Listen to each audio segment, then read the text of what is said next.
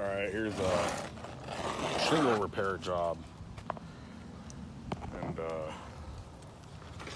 I've been doing this a bunch because I've been doing these gutter jobs, and so I get up on people's, roof and get to see all the broken shingles. And then,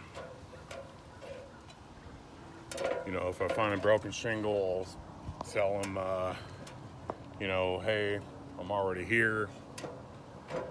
So if you want me to repair this shingle, it'd be $125.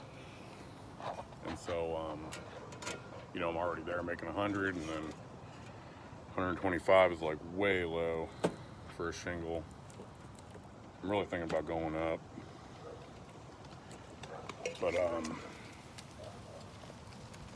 basically, get up here, get it cleaned off real good, and take this thing, kind of pry under there, and then once you get it pried in there, take a piece of this paper, stick it under there, and then you take your shingle and stick it under there too. Get your stapler, staple it on up, and that's it.